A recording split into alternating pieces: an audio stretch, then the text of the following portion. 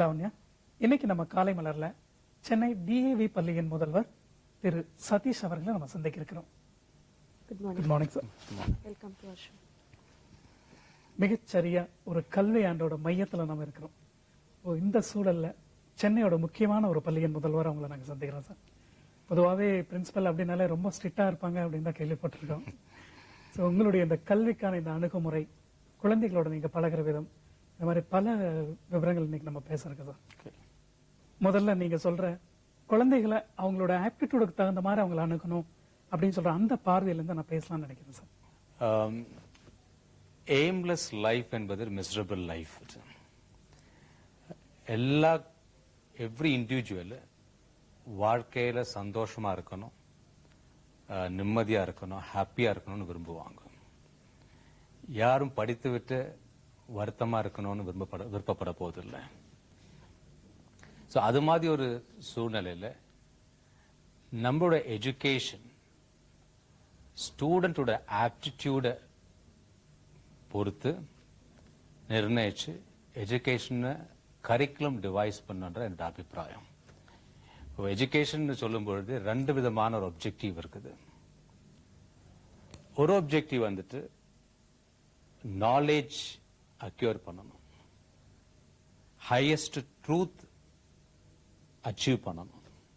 அது ஒரு primary objective, அது வருடங்களா இருந்து கொண்டு இருக்குது. Second objective is very important. அதான் ஆப்டிடியூட்னு சொல்ல விரும்புறேன். எந்த ஒரு எஜுகேஷனும் ஸ்டூடெண்டோட ஆப்டிடியூடுக்கு ஏத்த மாதிரி டிவைஸ் பண்ணாக்க அந்த ஸ்டூடெண்ட்டுக்கு அது ஒரு பெனிஃபிஷியலா அமையும், அது ஒரு அவனுக்கு ஒரு கெரியர் பில்டிங்கா அமையும் என்பது என்னோட கருத்து. So education framers and reformers, curriculum devices, இதை மனசுல வச்சுட்டு கரிக்குலம் டிவைஸ் பண்ணணும்னு என்னோட கருத்து. ஒரு பிரின்சிபல் கிட்ட கேட்க வேண்டிய இன்னொரு முக்கியமான கேள்வி கூட இருக்கு சார். ஏன்னா ஒரு கிளாஸ் ரூம் கல்ச்சர் அப்படிங்கறத பத்தி தெரிஞ்சுக்கணும். ஏன்னா இப்போ ஒரு பாடம் சொல்லி கொடுக்கறதோ ஒரு சப்ஜெக்ட வந்து புரிய வைக்கிறது வந்து அது என்ன மாதிரி ஸ்ட்ராட்டஜி டீச்சர்ஸ் யூஸ் பண்ணுவோம், என்ன மாதிரி மெத்தடாலஜி யூஸ் பண்ணணும்னு நீங்க ஆஸ் அ பிரின்சிபல் நீங்க சொல்லுவீங்க? இந்த generation students are very highly informative. நிறைய இன்ஃபர்மேஷன் அவங்களுக்கு தெரியும். அவங்களுக்கு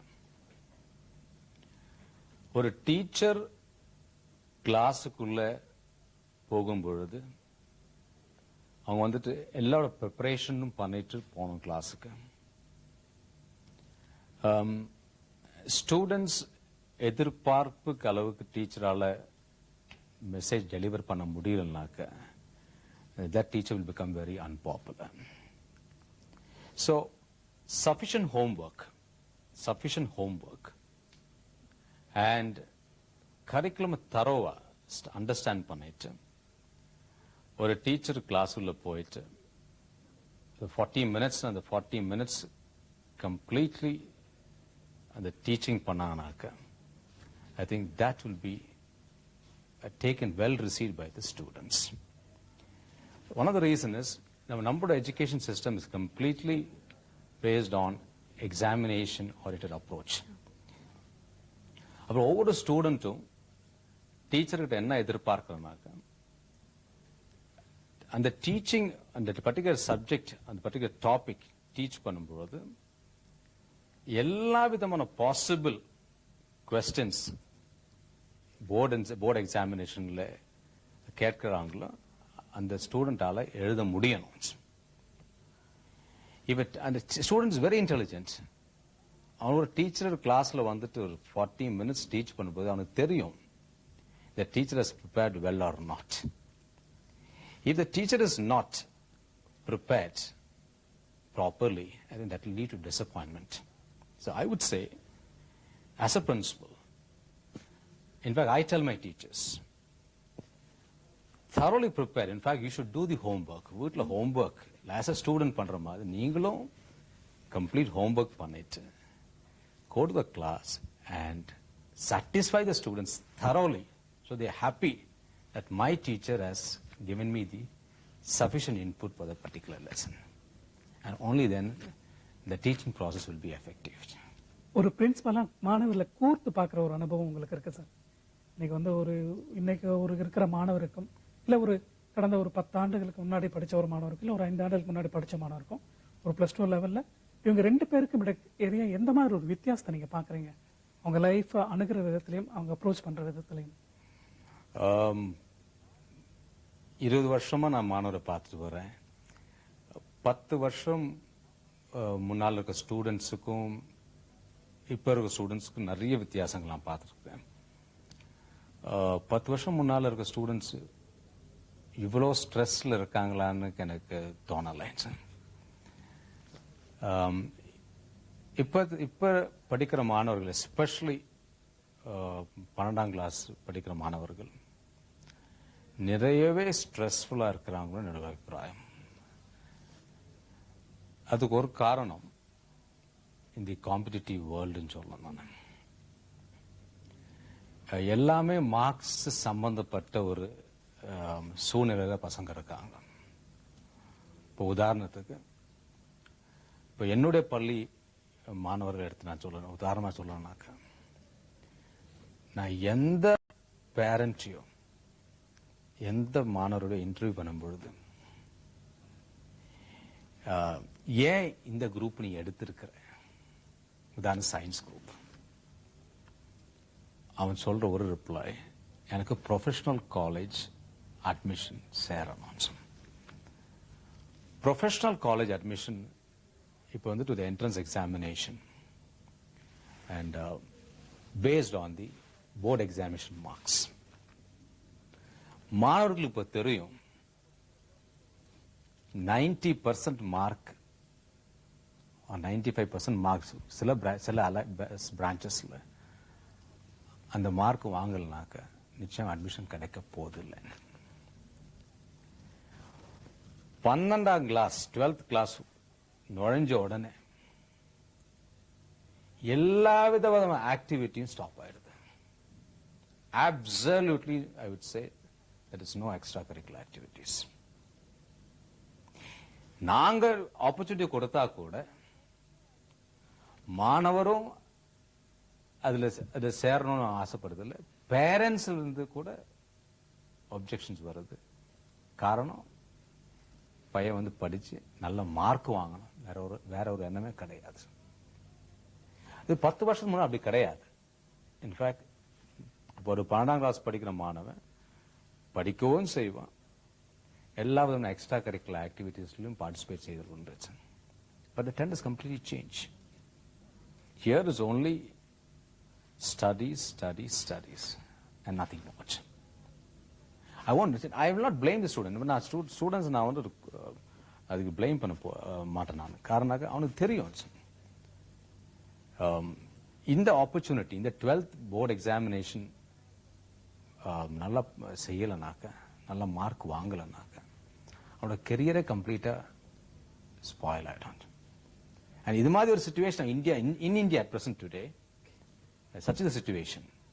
So mark is the basis for everything. அந்த ஒரு காரணம் இருக்கிறதால நிறையவே ஸ்ட்ரெஸ்ஃபுல், ஒரு பரிதாபமா இருக்கும். என்னோட ஸ்டூடெண்ட் சிபிஎஸ்இ பேட்டர்ன்ல ஸ்கூல் கரிக்குலம் சிலபஸ் சப்ஜெக்ட்ஸ் அந்த ப்ரிப்பரேஷன், ஐஐடிக்கு ஸ்பெஷலைஸ் கோச்சிங், அது ஒரு 3 to 4 hours. என்னோட ஸ்டூடெண்ட்ஸ் பேரண்ட்ஸ் சொல்லியிருக்காங்க, கார்த்தால 4 மணிக்கு எழுந்து ஐஐடி கோச்சிங் வேண்டிட்டு போயிட்டு அந்த கோச்சிங் 8:30 முடிச்சுட்டு ஸ்கூலுக்கு வந்துட்டு ஸ்கூல்ல அத்தனை 8 பீரியட்ஸ் 3:30 வரைக்கும் படிச்சுட்டு அதுக்கப்புறம் திருப்பியும் வேற ஏதாவது ஸ்பெஷலைஸ் கோச்சிங் போயிட்டு, காரணம் என்ன, மார்க் வாங்கணும்னு சொல்லிட்டு. இவ்வளோ ஸ்ட்ரெஸ். சிலப்போ தோணுது, பசங்க இப்படி நம்ம கஷ்டப்படுத்தணுமா? பேரண்ட்ஸ் இன்ஃபேக்ட் நான் கூட அட்வைஸ் பண்றது உண்டு, அவன ஹெல்த் அவனுக்கு பாதிப்பு வருதுனால ஒரு சிங்கிள் ஆப்ஜெக்டிவோட இருக்கக்கூடாது. இன்ஃபேக்ட் அவனுக்கு வேரியஸ் கெரியர் ஆப்ஷன்ஸ் சொல்லணும். நீங்க இது ஒண்டி அவனுக்கு இன்ஜினியரிங்கோ மெடிசனோ ஒண்டி அந்த ஃபோக்கஸ் இருக்கக்கூடாது. சோ வாட், ஐஐடி கிடைக்கலாம் பரவாயில்ல, so what, other avenues there. So இது பார்க்கும்போது நான் சொல்றது இந்த காலத்து பசங்க especially the 12th standard are more stressful than the students 10 years back. இப்போ இவ்வளவு ஸ்ட்ரெஸ்ஃபுல்லா இருக்கிற ஸ்டூடெண்ட்ஸ் வந்து நீங்க எப்படி ஹேண்டில் பண்றீங்க? Sir, in fact, I'm talking from my school angle. எங்கள் பேரண்ட்ஸ் கிட்ட எங்க ஸ்டூடெண்ட்ஸ் அட்மிட் பண்ண சில எதிர்பார்ப்புகள் இருக்குது. DAV school, it is a result-oriented schools. So நான் என்னோட teachers, team of teachers, parent teachers மீட்டிங்ல இன்ஃபேக்ட் இந்த பர்டிகுலர் பாயிண்ட் நாங்க ஸ்ட்ரெஸ் பண்றோம். இது ஒரே ஒரு ஆப்பர்ச்சுனிட்டி, இது ஒரே ஒரு மார்க்கம் கிடையாது. This is not the only avenue for you. இவ்வளோ ஒரு ஸ்டூடெண்ட் ஸ்ட்ரெஸ்ஃபுல்லா கொண்டு போக கூடாது. My teachers are counseling the students. My teachers are planning the studies for my students. But unfortunately, not much can be done because, as I told you, the students are aware in the competitive world. இதுல ஒரு mark matter ஆகுது அட்மிஷனுக்கு, ஒரு மார்க்ல miss ஆகுது admission. என்னதான் நாங்க advice பண்ணாலும் ஒரு லிமிட் வரைக்கும் தான். Beyond that, we are not able to do anything. And it's a very unfortunate thing which is happening. உங்க ஸ்கூல் DAV ஸ்கூல் அப்படின்னு எடுத்துட்டோம்னா அது CBSE சிலபஸ் இருக்கிற ஸ்கூல். CBSE அப்படின்னு பொதுவாவே எல்லாரும் ரொம்ப கஷ்டமான சிலபஸா இருக்கும் அப்படின்னு தானே ஸ்டூடெண்ட்ஸ் அண்ட் பேரண்ட்ஸ் ஃபீல் பண்றாங்க இந்த CBSE பத்தி? எனக்கு அப்படி தோணல. இன்ஃபேக்ட் என்னோட அபிப்பிராயத்தில் CBSE கரிக்குலம் ஆகட்டும், matriculation pattern, state board education, எல்லா கரிக்குலத்திலையும் there are a lot of plus points. நான் ஒரு பெரிய டிஃபரன்ஸ் இருக்கிற மாதிரி எனக்கு தோணல. எனக்கு in fact I have gone through the entire curriculums. எங்க டிஃபரன்ஸ் வருதுனாக்கா CBSE எக்ஸாமினேஷன் அப்ரோச்லயும் ஸ்டேட் போர்ட் அப்ரோச்லயும் ஒரு வித்தியாசம் இருக்குது. ஸோ CBSE வேல்யூவேஷன் மெத்தடாலஜி ஒரு வித்தியாசம் இருக்குது, ஸ்டேட் போர்டில் ஒரு டிஃபரன்ஸ் இருக்குது. ஒரு ஜெனரல் வியூ கிரியேட் ஆயிடுது. CBSE படிச்சாக்கா அவ்வளோ மார்க் ஸ்கோர் பண்ண முடியாது. ஆனால் அந்த ட்ரெண்ட் மாறிடுது. இப்போ அப்படி கிடையாது. In fact now the CBSE students are also in a position to get very high marks. But basically, the curriculum part, if you look at the curriculum, not much of difference between CBSE and state board. I say both are good. இப்போ என்ன reason sir இப்போ CBSE படிச்சா வந்து இந்த mark score பண்ண முடியாது அப்படின்னு? Evaluation pattern பார்த்தீங்களா? இப்போ நான் ஒரு பேசிக் டிஃபரன்ஸ் எங்க இருக்குதுனாக்கா, in fact even the framing of questions இருக்கு பார்த்தீங்களா? இன்ஃபேக்ட் ஸ்டேட் போர்ட் பார்த்தீங்கன்னாக்கா the students are given the benefit of more choices, whereas it's not so in CBSE. And so that's the way the difference lies. Because CBSE, it is for all India basis, whereas every state has its own educational systems. That's the only difference, and that's the reason why this is 12th. பொதுவாகவே நம்ம இப்போ இந்தியாவை பொறுத்த வரைக்கும் ஒரு 3 tier education system தான் இருக்கிறத பார்க்குறோம். ஒரு state board, central board, matriculation அப்படிங்கிற மாதிரி. பொதுவாகவே கல்வி அப்படிங்கறத பொறுத்த வரைக்கும் இந்த மாதிரி ஒரு பாரபட்சம் வேணும்னு நீங்க நினைக்கிறீங்களா? இருக்கக்கூடாதுன்றது அபிப்பிராயம். இருக்கக்கூடாது. இன்ஃபேக்ட் இப்போ எஜுகேஷன் கன்கரண்ட் லிஸ்ட்ல இருக்குது. என்னோட அபிப்பிராயம், ஒரு எஜுகேஷனல் சிஸ்டம் இருந்தா போதும் த்ரூ அவுட் த கண்ட்ரி. இந்த கன்ஃபியூஷன் வரதுக்கு காரணமே அதால தான். Because each state government has different educational pattern. நான் ஒரு உதாரணம் சொல்ல வரேன். இப்போ ரீசெண்டா CBSEல ஒரு கிரேடிங் சிஸ்டம் பத்தி ஒரு பேஜ் அடிபட்டு வருது. அது நீங்க கேள்விப்பட்டிருப்பீங்கன்னு நினைக்கிறேன், பேப்பரோட வந்திருக்குது. CBSE பார்வையில 10th ஸ்டாண்டர்ட் வரைக்கும் பாஸ் ஃபெயில்னு கூட சர்டிபிகேட்ல போடக்கூடாதுன்னு ஒரு அபிப்பிராயம். மார்க்ஸே ரெக்கார்ட் பண்ணக்கூடாது, கிரேடிங் தான் பண்ணணும். எங்களுக்கு எங்க ஸ்கூலுக்கு எல்லா ஸ்கூலுக்கு ஒரு சர்க்குலரே வந்திருக்குது. இன்னும் சோ இயர்ல நாங்க இம்ப்ளிமெண்ட் பண்ண போறோம். அப்ப நானே சேர்மனுக்கு ரெப்ரசன்ட் பண்ணிருக்கேன். அந்த கிரேடிங் சிஸ்டம் ஒரு உதாரணம் சொல்றேன். ஏன் இந்த டிஃபரன்ஸ் எஜுகேஷன் பேட்டர்ன் இருக்குதால கிரேடிங் சிஸ்டம் சிபிஎஸ்இ ஒண்டி கொண்டு வரதால அது ஒரு பெனிஃபிட் வர மாதிரி எனக்கு தோணல. காரணம்னாக்க இப்ப ஸ்டேட் போர்டு எல்லாம் they are following the recording of marks in the certificate. CBSE ஒண்டி ஒரு கிரேடிங் சிஸ்டம் கொண்டு வரதால என்ன பிரச்சனைனாக்க இப்போ ஒரு சிபிஎஸ்இ படிக்கிற ஸ்டூடெண்டோட பேரண்ட்ஸ் வேறொரு ஸ்டேட்டுக்கு டிரான்ஸ்பர் ஆகி போனாக்க எந்த பேசிஸ்ல அந்த ஸ்டூடெண்ட்டுக்கு அந்த ஸ்கூல் அட்மிஷன் கொடுக்க முடியும்? ஏன்னா அட்மிஷன் மெரிட்ல கொடுக்கணும். இப்ப கிரேட் ஒன்று இருக்கும் பொழுது அது என்ன மார்க் வாங்கியிருக்கான்னு கண்டுபிடிக்க முடியாது. அது பெரிய பிரச்சனை. இது மாதிரி டிஃபெக்ட்ஸ் இப்ப மல்டி டயர் சிஸ்டம் இருக்குதால ஒவ்வொரு ஸ்டேட் கவர்மெண்ட் ஒவ்வொரு கரிக்குலம் ஃபாலோ பண்றதால in fact I would say it's not a good thing. In fact என்னோட அபிப்பிராயம் கேட்டீங்கன்னாக்க த்ரூ அவுட் அவர் கண்ட்ரி ஒரு சிஸ்டம் தான் இருக்கணும் தான் என்னோட அபிப்பிராயம். That's my personal view also on that. நீங்க முன்னாடி குறிப்பிட்டீங்க உங்க ஸ்கூல் ரிசல்ட் ஓரியன்டட் ஸ்கூல் அப்படின்னு. இப்ப எல்லா ஸ்கூல்ஸுமே 100% ரிசல்ட் நம்மளுக்கு வேணும் அப்படிங்கறது ஸ்டூடெண்ட்ஸ்க்கு அது ஒரு ப்ரெஷர் ஸ்டூடெண்ட்ஸ் மேல தான் இருக்கும் நீங்க நினைக்கிறது? What is the demand of the society madam? அப்படிதான் நான் பார்க்கணும். இப்ப என்ன எதிர்பார்க்கிறாங்க சொசைட்டி, என்ன எதிர்பார்க்கிறது? சோ ஒரு ரிசல்ட் ஓரியன்டட் அப்ரோச் இல்லைனாக்கா நீங்க சொல்ல நான் 100% அக்ரி பண்றேன். அது ப்ரெஷர் இருக்கும் ஸ்டூடெண்ட்ஸ் மேல. அட் சேம் டைம் ஒரு ரிசல்ட் ஓரியன்ட் அப்ரோச் இல்லைனா டீச்சர்ஸ் அக்கௌண்டபிலிட்டியும் இருக்காது. There won't be teachers accountability. The need of the heart is such. இன்னைக்கு சூழ்நிலையில ரிசல்ட் தான் matters. Any parent you ask, they want the son to get the best mark. A school reputation, in school reputation எப்படிப்பட்ட results இந்த school produce பண்றது. Stress இல்லாத, in fact I am of the opinion teachers கையில இருக்குது. Teachers decide and with the work I think we can produce results without creating stress on the students.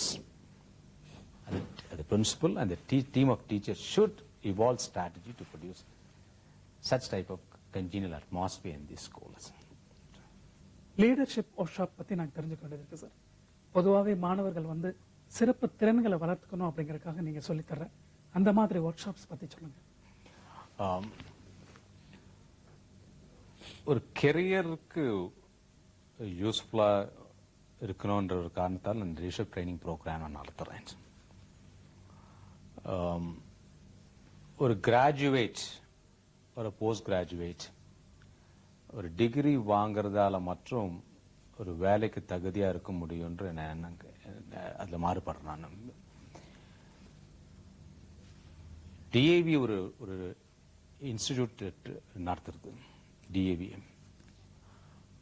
அங்க நான் graduates and post graduate ஸ்டூடெண்ட்ஸுக்கு ஒரு 12 session leadership training நான் கொடுக்குறேன். அது வருடத்துக்கு ரெண்டு பேட்சை நடத்துறேன் நான். சர்வீஸ் இந்த ட்ரைனிங் ப்ரோக்ராம்ல மெயினா 3 ஏரியாஸ் நான் ஃபோக்கஸ் பண்றேன். ஒன்னு உங்களோட கம்யூனிகேஷன் எபிலிட்டிஸ், அது பப்ளிக் ஸ்பீக்கிங்காகவும் இருக்கலாம். ஆட்டிடியூட்ஸ், மூணாவது இன்டர்பர்சனல் ரிலேஷன்ஷிப். இந்த 3 கோர் ஏரியாஸ் பேஸ் பண்ணி தான் அந்த ட்ரைனிங் ப்ரோக்ராம் நடத்துது. கம்யூனிகேஷன் கேப்பபிலிட்டி ஒருத்தருக்கு இல்லைனாக்கா என்னோட அபிப்பிராயத்தில் தனக்கு ஒரு தன்னம்பிக்கை இருக்காது. They will not have the self-confidence. So இந்த 12 செஷன்ல எவ்ரி பேட்ச் ஒரு 30 ஸ்டூடெண்ட் நான் அட்மிட் பண்றேன். And we give materials free, totally free. A very, very nominal fee we charge. It's only a service-oriented organization. So I train them session after session on public speaking concepts and interpersonal relationships based on certain behavioral scientist principles, or evolved the principles. I conduct these training programs. And I do find when the training undergo பண்ண students அத்தனை பேரும் ஒரு 12 session முடிஞ்ச உடனே ஒரு மாற்றத்தை நான் பார்த்துருக்கேன். I'm able to see a qualitative difference in them. So I'm of the opinion, okay, every student should be exposed to these type of leadership programs. And இந்த மாதிரி program அவங்க வந்துட்டு பண்ணும் பொழுது when they pass out of the college, they will be able to face the world much better. In a school, in fact, we for 12th standard level, general studies and or period is CBSE. In fact, they have what's called a lot of 2 periods every week for 12th standard students. நான் இதை பற்றி emphasise பண்ணுறது உண்டு பசங்களுக்கு. The importance of attitudes, importance of right type of interpersonal relationships and various other aspects. இப்போ இதெல்லாம் impart பண்ணுறதால I would definitely say என்னோட students are in a better way to face the world. And this has been going on for the past 3 years. I'm doing it. இந்த மாதிரி work ஷாப்ஸ்ல students என்ன கத்துக்கறாங்க? நான் ஏற்கனவே சொன்ன மாதிரி இந்த 3 கோர் ஏரியாஸ் நான் ஃபோக்கஸ் பண்றது உண்டு. ஸ்டூடெண்ட்ஸ் வந்துட்டு ஒரு இந்த மாதிரி ட்ரைனிங் கொடுக்கலனாக்கா in fact they will not be able to speak with confidence. ஒரு இந்த பப்ளிக் ஸ்பீக்கிங் என்பது ஒரு புக்கை பார்த்தோ மற்றவங்க பேசுறது பார்த்துட்டோ செய்ய முடியாது. ஸோ இந்த ஒரு கேதரிங்க்கு முன்னால based on Dale Carnegie's training in fact ஒரு ஆடியன்ஸ் முன்னால பசங்களை வந்துட்டு நிற்க வச்சு அவங்க பேச வச்சு ட்ரைனிங் கொடுத்து அவங்களோட டிஃபெக்ட்ஸ் பின் பாயிண்ட் பண்ணி சொல்லும் பொழுது ஸோ அவேர்னஸ் ஒரு constant practice over a period of 12 Sundays, I think the public speaking skills improve பண்றது அது ஒன்று. செகண்ட்லி மெமரி ட்ரைனிங் ஒரு ப்ரோக்ராம் இருக்குது இதில் இந்த செஷனில். ஒரு பெக்கிங் என்ற ஒரு டெக்னிக், பெக்கிங் டெக்னிக்ஸ் வீசை இது ஒரு ரெகுலராக ப்ராக்டிஸ் பண்ணாக்க in fact what will happen is you can logically think anything. In fact, in our session itself, we give practice for our students. So, numbers and the name of people, famous personalities, objects. இது மாதிரி ஒரு training about workshopல கொடுக்கிறோம். Not for any demonstration purpose. The objective என்னன்னாக்க, so இந்த ஒரு memory skills, in fact, இது develop பண்ணாக்க ஒரு communication, when you're going to communicate with somebody, you'll find the points come to your mind automatically. You don't forget as such. So that thing has been given. And then we have what's called, I have a unique concept called inferiority vaccination. So tanapati தானே ஒரு தாழ்மையா நினைக்கிற ஒரு சூழல் பல பேருக்கு உண்டு. In fact, quite a few of my students and I've seen adults also in the batch. So I have a session on that. In fact, on the session, in fact, I tell them, I focus on the positive aspects of themselves. And in the ஒரு தான் inferior feel பண்ண தேவையில்லை என்ற ஒரு I give what's called the module for that. And then we have, I told you, on the human relation principles. In fact, in the principles ஒரு 56 principles நான் evolve பண்ணியிருக்கேன் நான். In the form of booklet form I have, in fact. These principles எப்படி ஒரு வாழ்க்கையில் apply பண்ணணும். It's a time-tested one, in fact. It's been taken from the best of behavioral sciences. So, இது apply பண்றதால என்ன benefit, எப்பேற்பட்ட problem நம்ம solve பண்ண முடியும் என்றது அவங்களுக்கு நான் உணர்த்துக்கிறேன். In fact the apply. இன்ஃபேக்ட் இந்த செஷன்ல எப்படின்னாக்கா, தீஸ் பிரின்சிபல்ஸ் ஒவ்வொரு செஷன்லயும் ஒரு 7-8 பிரின்சிபல்ஸ் நான் டிஸ்கஸ் பண்ணுவேன். நான் இந்த பிரின்சிபல்ஸ் அவங்க வந்துட்டு அப்ளை பண்ணிட்டு நெக்ஸ்ட் வீக் வரும்போது எங்ககிட்ட ஆடியன்ஸ் ஷேர் பண்ணணும். இந்த பிரின்சிபல் அப்ளை பண்ணிட்டு நம்ம பெனிஃபிட் அவங்க டெரைவ் பண்ணி எப்படி இந்த பிரச்சனை சால்வ் பண்ணிருக்காங்க. And by, in fact, they realize that any problem in this world can be solved if they are able to manage the interpersonal relationship. I make them aware of it. So these are the modules which normally I take care of it, and they derive the benefit out of it. லீடர்ஷிப்க்குன்னு நீங்க சொன்ன அந்த 56 பிரின்சிபல்ஸ்ல எங்களுக்கு எது சொல்ல போறீங்க? Yeah, there are quite a few good principles.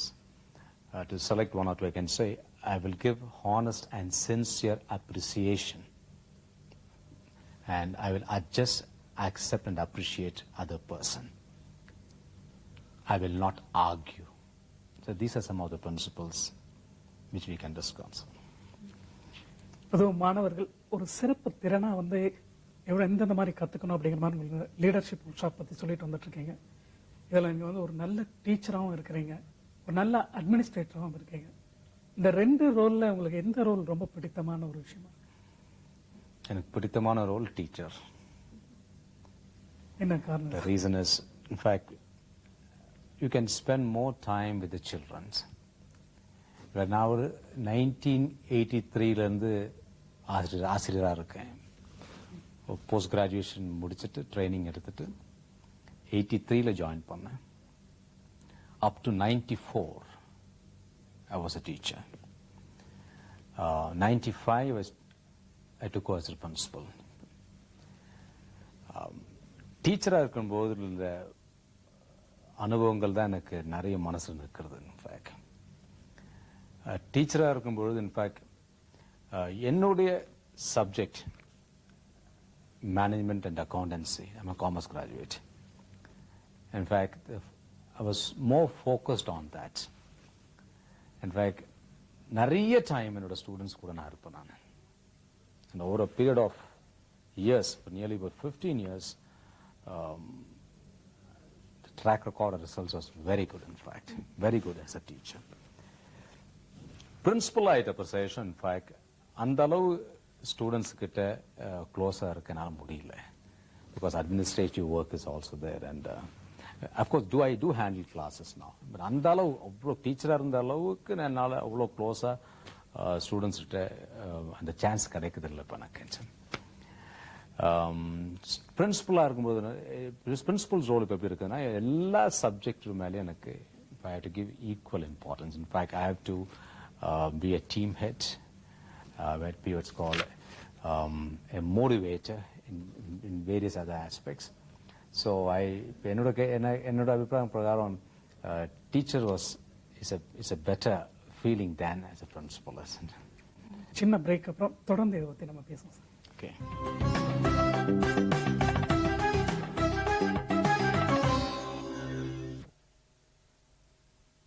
இந்த நேரத்துல +2 மாணவர்களை எதிர்பார்க்கிற ஒரு கேள்வியை கூட நான் கேட்கணும்னு நினைக்கிறேன் சார். பொதுவாக இந்த என்ட்ரன்ஸ் எக்ஸாமுக்கு வந்து எப்படி அணுகணும்னு நீங்க சொல்றீங்க? படிக்கும் போதே அதுக்கு என்ட்ரன்ஸ் எக்ஸாமுக்கும் சேர்ந்து படிக்கணும்னு சொல்லுவீங்களா? நான் உங்களுடைய பள்ளியை சார்ந்த அரவிந்த் தியாகராஜன் அப்படிங்கிற ஒரு ஐஐடி எக்ஸாமினேஷன்ல முதலிடத்துல வந்திருக்காருன்னு நாங்கள் கேள்விப்பட்டிருக்கோம். பொதுவாக இந்த என்ட்ரன்ஸ் எக்ஸாமுக்கு வந்து எப்படி அணுகணும்னு நீங்க சொல்றீங்க? ஐஐடி எக்ஸாமினேஷனுக்கு அப்ரோச் பண்றதும் அது ஒரு வகை. ஸ்டேட் இன்ஜினியரிங் அண்ட் மெடிசனுக்கு என்ட்ரன்ஸ் எக்ஸாமினேஷன் அப்ரோச் பண்றது ஒரு வேற வகை. இப்போ உதாரணத்துக்கு இப்போ 12th ஸ்டாண்டர்ட் படிக்கிற மாணவன் ஸ்டேட் கவர்மெண்ட், தமிழ்நாடு கவர்மெண்ட் பொறுத்த வரைக்கும் அவனோட அகாடமிக்ஸ் மேத்ஸ், பிசிக்ஸ், கெமிஸ்ட்ரியிலும் அந்த மார்க்கும் entrance examination conduct by the state அதுவும் கம்பைன் பண்ணி தான் ப்ரொஃபஷனல் காலேஜ் அட்மிஷன் நிர்ணயிக்கிறாங்க. So it's very important. Sub-curriculum, school curriculum of maths, physics, chemistry is important, and the entrance examination mark is important. IIT பொறுத்த வரைக்கும்